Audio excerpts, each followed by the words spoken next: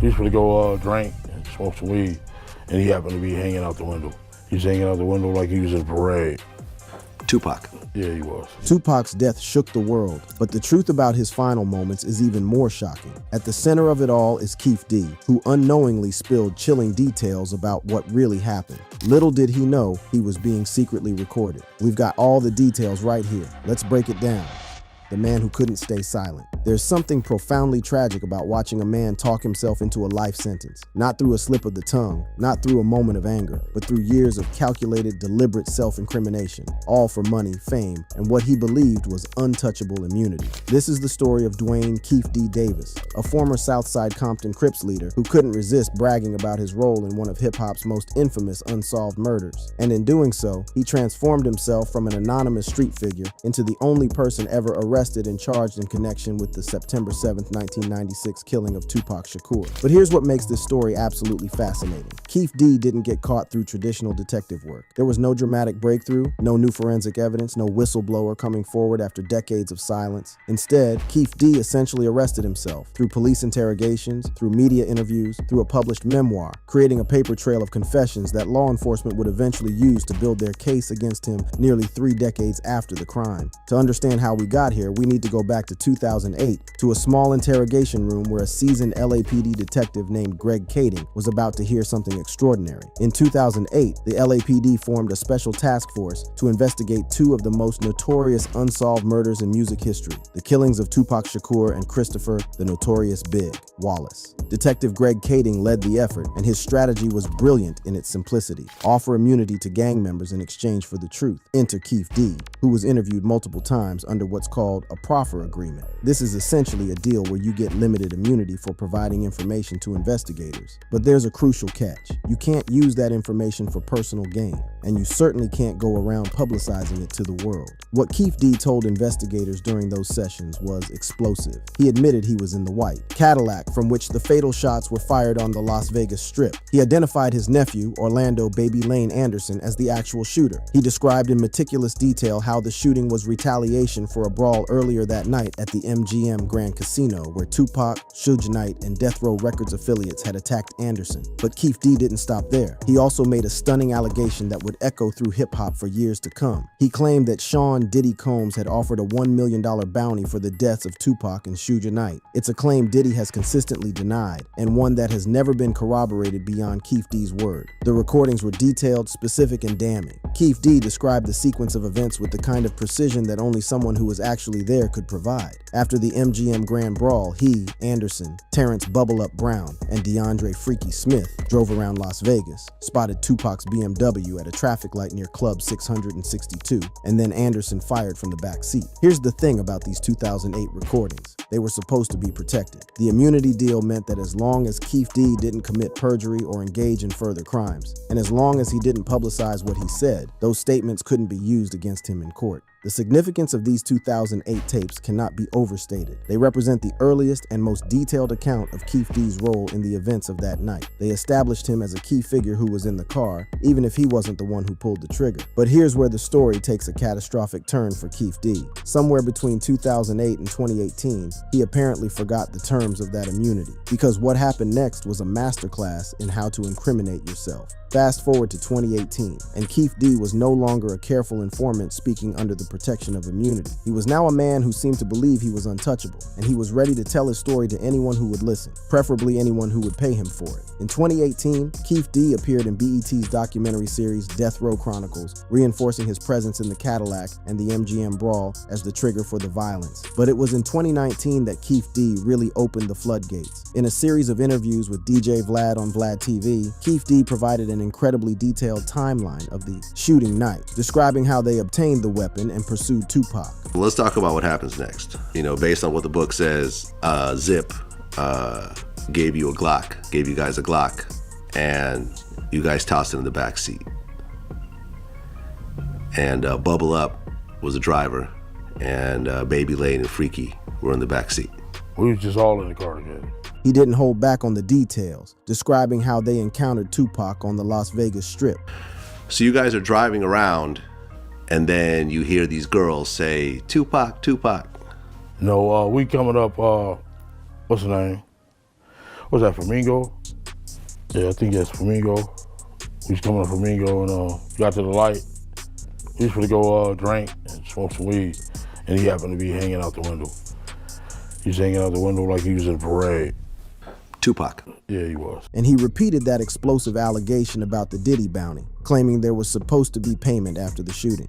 And I guess you said that Puffy called and said, "Was that us?" And you didn't say nothing. I didn't say nothing. Yeah, you're right.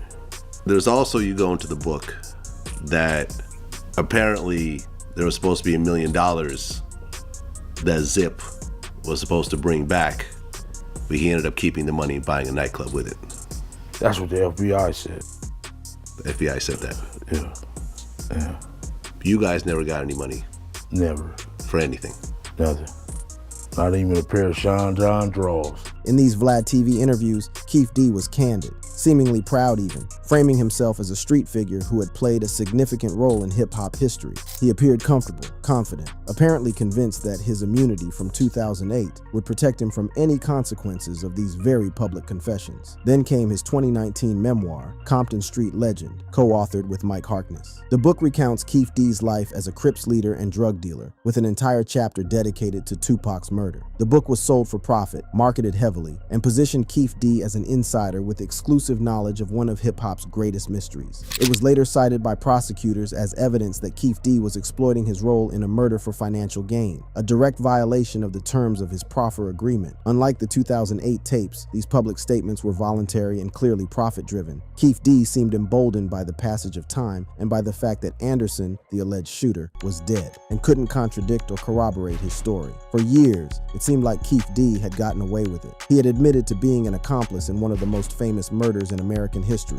profited from that admission through book sales and paid interviews, and yet he remained a free man, walking the streets of Las Vegas without consequence. But prosecutors were watching, they were listening, and they were building a case. The legal theory was straightforward. By publicizing the details of his involvement through media interviews and a published memoir, Keefe D had waived his immunity protections. The proffer agreement explicitly prohibited using the information for personal gain. Every Vlad TV interview, every book sale, every documentary appearance was a violation of that agreement, and each violation made his previous protected statements potentially admissible in court. On September 29, 2023, nearly 27 years after Tupac's death, Las Vegas Metropolitan Police arrested Keefe D at his Las Vegas home. He was charged with murder with use of a deadly weapon, conspiracy to commit murder, and aiding and abetting. The indictment filed in Clark County District Court named him as the shot caller, the person who orchestrated the shooting and directed his nephew to pull the trigger. No other suspects were charged because there were no other suspects left to charge. Orlando Anderson died in a Compton shooting in 1998. Terrence Bubble Up Brown died in 2015. DeAndre Freaky Smith is also deceased. Keefe D was the last man standing, the only living person who could be held accountable for what happened on that Las Vegas Strip 27 years ago.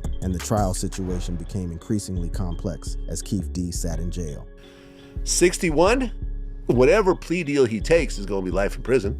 And the trial's now delayed to February 2026. Damn. So he's going to be in jail for at least another year. No bond. Didn't he get a bond? Nope. No, they ain't never give him no bond. No bond. The evidence against him was damning. His own words, repeated consistently across multiple platforms over more than a decade. No think bond. he gonna beat this? He may. He may. I mean, the only problem is the star witness is him. He's his own star witness against himself because of the book, because of all the interviews. His defense team's strategy was to claim he had been lying all along, making up stories for profit and notoriety. Oh, shit. I mean, look, what he could say is he had doing nothing. This shit to sell a book. He said, I had nothing to do with it. I'm doing this shit to stay relevant. Well, I'm trying to sell book. I'm trying to stay Vlad relevant. paid me for the 2 interviews, which I did. But that defense strategy creates its own problems. If Keefe D was lying about being involved in Tupac's murder, why did his lies so perfectly match the known facts of the case? In a March 2025 jailhouse interview with ABC News, Keefe D dramatically changed his tune, claiming his prior confessions were lies for money and that he was elsewhere in Las Vegas with 20 to 30 alibi witnesses, though he provided no specific evidence or names. But to truly understand why Keefe D's story matters and why certain claims about this case are impossible, we need to examine what actually happened in the immediate aftermath of Tupac's death. The private farewell, what really happened after Tupac died. If you're going to understand why certain claims about Keefe D and Tupac's funeral are not just unlikely but physically impossible, you need to understand exactly what happened in the days and weeks after Tupac Shakur took his final breath on September 13, 1996. This isn't speculation or conspiracy theory territory. These are documented facts, verified by multiple sources about how Tupac's family and closest associates handled his remains in memorial services. Tupac was fatally wounded in a drive-by shooting on September 7, 1996, and died 6 days later at University Medical Center in Las Vegas. But what happened next was carefully orchestrated by one woman who was determined to protect her son's dignity even in death. His mother, Afeni Shakur. Afeni was no ordinary grieving mother. She was a former Black Panther activist, a woman who had fought the system her entire life, and she understood how the media machine worked. She had watched her son transform from a thoughtful, revolutionary-minded artist into a controversial figure whose every move was scrutinized, sensationalized, and commodified. She wasn't about to let that continue after his death. Immediately following Tupac's death on September 13, 1996, an autopsy was conducted at the Clark County Coroner's Office to document his injuries. 4 gunshot wounds to the chest, arm, and thigh. But within 24 to 48 hours of his death, his body was cremated. According to reports from The Guardian's retrospective coverage and interviews with Outlaw's members, the cremation occurred swiftly, likely by September 14th or 15, 1996 at a Las Vegas facility. Let me emphasize this timeline. Tupac died on a Friday. By Sunday or Monday at the latest, his body had been cremated. There was no viewing period. There was no open casket. There was no opportunity for the public or even most of his associates to see his body. This was a deliberate choice, driven by Afeni's desire to avoid the media circus that would inevitably surround any public viewing. A 1996 Los Angeles Times article covering his death notes, the family's decision to cremate quickly was partly to protect Tupac's image from being exploited. Think about it. In 1996, before social media, before smartphones, the only way to control images and prevent exploitation was to ensure there was nothing to photograph, nothing to exploit. But the story doesn't end with cremation. What happened next has become part of hip-hop legend. On October 21st, 1996, more than a month after Tupac's death, his ashes were scattered over the Grand Canyon in a private ceremony. This wasn't a spur-of-the-moment decision, as documented in photographs published in Vibe magazine in 1997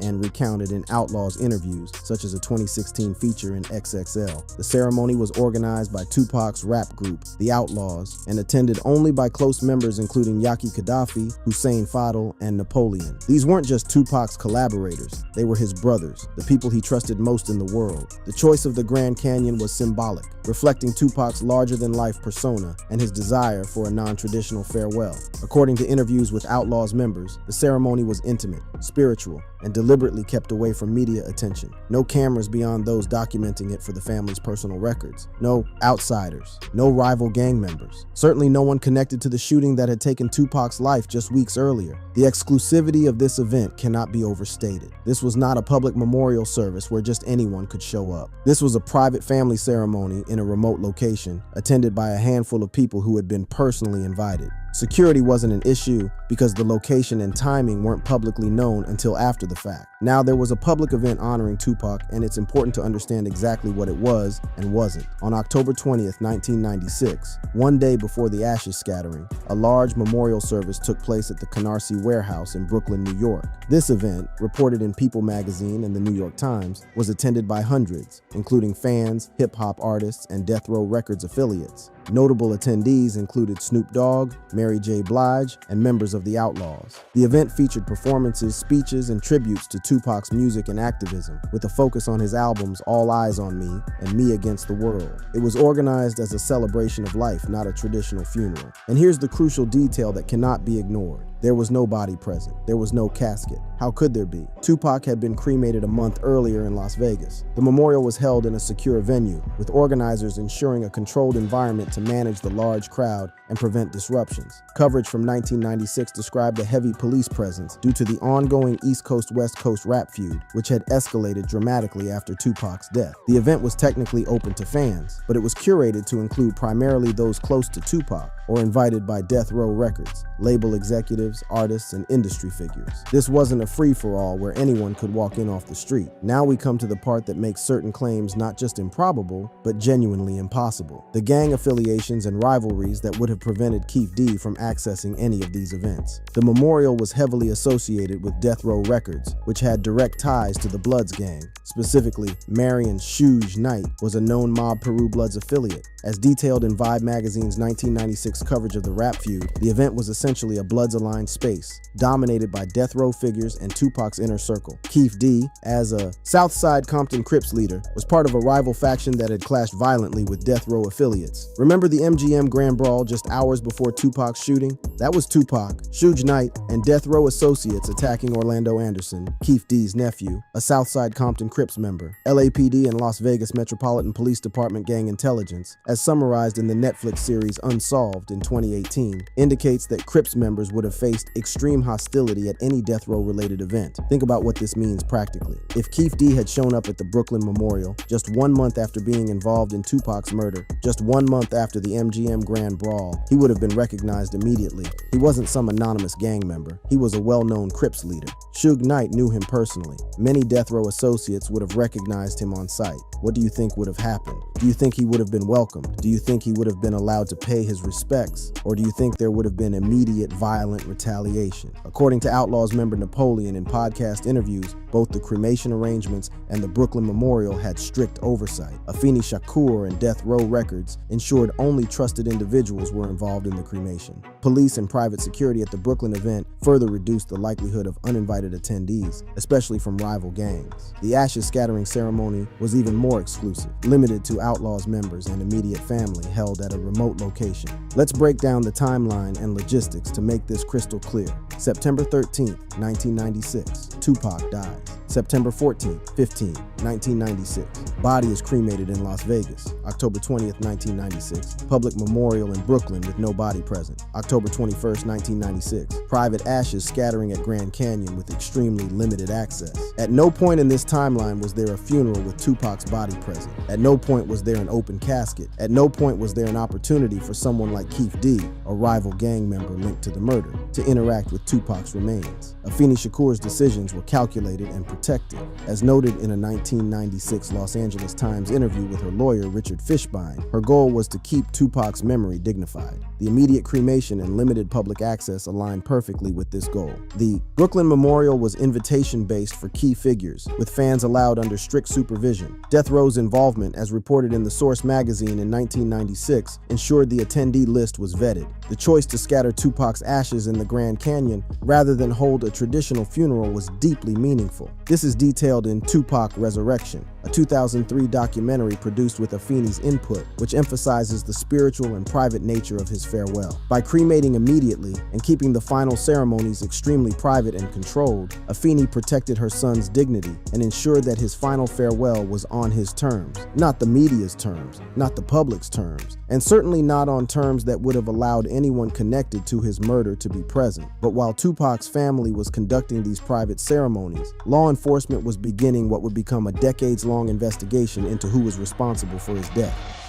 The investigation that never stopped. Some murder investigations go cold and stay cold forever. Files get buried in archives. Witnesses die or disappear. Evidence degrades. Memories fade. The case becomes a historical footnote, a tragedy without resolution. But some investigations never truly die. They hibernate, they wait, they evolve with new technology, new witnesses, new methods. And sometimes, decades later, they roar back to life in ways no one could have predicted. The investigation into Tupac Shakur's murder is the latter kind of case. An investigation that has spanned 3 decades, adapted to changing circumstances, weathered political pressures and bureaucratic obstacles, and ultimately found its breakthrough not through brilliant detective work or forensic breakthroughs, but through the suspect's own inability to stop talking about his crime. On September 7, 1996, Tupac was shot while riding in a black BMW driven by Suge Knight near the intersection of Flamingo Road and Koval Lane on the Las Vegas Strip. The Las Vegas Metropolitan Police Department launched an immediate investigation, but it quickly became mired in complexities that would define this case for decades. LVMPD officers arrived within minutes, securing the scene and identifying witnesses who saw a white Cadillac fleeing. Initial reports noted 4 shots fired from the Cadillac's rear passenger side. Tupac was rushed to University Medical Center, where he succumbed to internal bleeding and respiratory failure on September 13, 1996. The investigation immediately focused on the MGM Grand Brawl earlier that evening, where Tupac and Death Row affiliates had assaulted Orlando Anderson, a Southside Compton Crips member, in the casino lobby. LVMPD interviewed Anderson, Keefe D as a potential witness, and others. Anderson denied involvement and was released. But here's where the investigation hit its first major roadblock. Witness statements were wildly inconsistent. Many people, including Death Row associates, provided limited cooperation due to the intense East Coast-West Coast rap feud and the street code against cooperating with police. This wasn't unique to the hip-hop world. This was standard gang culture, where talking to police could get you killed. No murder weapon was recovered. The white Cadillac was later found abandoned in Compton, California, but it yielded no fingerprints, no ballistic matches, nothing usable. LVMPD's gang unit identified the Cadillac as linked to Keefe D's Crips faction, but without direct evidence, no arrests were made. By late 1997, the case was effectively closed as unsolved. There was pressure to deprioritize the case due to lack of leads and, frankly, due to the perception that this was just gang violence. Orlando Anderson was killed in an unrelated Compton shooting in 1998. Other potential witnesses disappeared into the criminal justice system or died in the streets. It seemed like this would be one of those murders that would never be solved, a permanent mystery in hip-hop lore. But in 2006, something remarkable happened. The LAPD formed a special task force led by Detective Greg Kading, prompted partly by allegations of police corruption and the need to address the Biggie Smalls killing. The Crips Bloods Task Force, running from 2006 through 2009, aimed to connect the Tupac and Biggie murders to gang activities. Kading's approach was strategic: use proffer agreements, immunity deals, to elicit confessions from gang members who might otherwise never talk. In 2008, this strategy paid off spectacularly when Keefe D agreed to be interviewed multiple times under immunity. Keefe D's proffer statements detailed his presence in the white Cadillac with Orlando Anderson, Terrence Brown, and DeAndre Smith. He described the pursuit of Tupac's BMW after the MGM Grand Brawl. He explained how Anderson fired the shots from the back seat using a .40 caliber Glock. Kading's team produced audio recordings of these sessions, which Kading later detailed in his 2011 book, Murder Rap. The task force forwarded findings to LVMPD in 2009, recommending charges against Keefe D and others. But here's the frustrating part. LVMPD declined to act, citing the proffer immunity and statute of limitations concerns. The task force disbanded in 2010 amid budget cuts and internal LAPD controversies. It seemed like even with a confession on tape, justice would remain elusive. These interviews marked the first time Keefe D's role was officially documented, providing a foundation for future prosecutions. To understand why this case was so difficult to prosecute, you need to understand the witness situation, or rather, the lack thereof. Yaki Gaddafi, a member of Tupac's Outlaws group, was in the car behind Tupac's BMW during the shooting. In a 1996 LVMPD interview, he claimed to have seen a white Cadillac and potentially could identify the shooter, but he was reluctant to provide details due to gang-related fears. Tragically, Gaddafi was killed in an unrelated shooting in New Jersey on November 10, 1996, before further testimony could be obtained. Suge Knight, as the driver of the BMW, was the closest surviving witness, sustaining a minor head wound. In initial LVMPD interviews, he claimed he didn't see the shooter or vehicle clearly. His 2025 People magazine interview from prison reiterated this, downplaying Keefe D's significance and avoiding specifics. Knight's limited cooperation hindered early investigations. LVMPD canvassed the Strip, collecting statements from tourists and clubgoers near Flamingo Road and Koval Lane. Anonymous witnesses described a white Cadillac speeding away, but none provided clear descriptions of faces or license plates. Fear of retaliation and the transient nature of Las Vegas crowds limited these accounts' utility. The public setting was offset by the late-night timing and the rapid nature of the attack. Many witnesses were intoxicated or unwilling to cooperate, fearing gang reprisals, which stalled early leads. The MGM Grand Brawl participants became key witnesses. Orlando Anderson was beaten by Tupac, Suge Knight, and Death Row associates for allegedly stealing a chain from a Death Row member earlier in 1996. LVMPD interviewed Anderson days after the shooting, but he denied involvement. His death in a 1998 Compton shootout eliminated him as a witness, but Keefe D's 2008 proffer tapes and 2019 memoir named him as the shooter. Trayvon Lane, a Death Row-affiliated mob Piru Bloods member, was part of the brawl and later told LVMPD that Anderson was the target due to the chain incident. His account linked the Crips to the shooting but lacked specifics on the Cadillac's occupants. Keefe D's statements in 2008, 2018, and 2019 identified several figures in the Cadillac or related events. Terrence Bubble Up Brown was named as the Cadillac's driver. He died in a 2015 Compton shooting, preventing direct testimony. DeAndre Freaky Smith was another Crips member in the back seat. His death before 2023 limited corroboration. The deaths of key figures left Keefe D as the primary living source, complicating verification. After years of dormancy, the case reopened in 2018 following a tip from Kading's work and Keefe D's 2019 memoir. Prosecutors argued that by publicizing the details, Keefe D waived immunity, as the proffer agreement prohibited using the information for personal gain. In 2021, a grand jury reviewed the 2008 tapes, Vlad TV interviews, and other sources, leading to Keefe D's indictment. On September 29, 2023, LVMPD arrested Keefe D at his Las Vegas home on charges of murder with use of a deadly weapon, conspiracy to commit murder, and aiding and abetting. Evidence included the 2008 recordings, Keefe D's memoir, and interviews where he admitted being in the car. Led by District Attorney Steve Wolfson, the case relies on Keefe D's statements as admissions of guilt, arguing he facilitated the crime through planning and providing the vehicle. Physical evidence remains limited, but witness corroboration from the 2008 task force supports the narrative. Thank you for watching. If you enjoyed watching this video, click on one of the boxes playing on your screen to watch more similar content.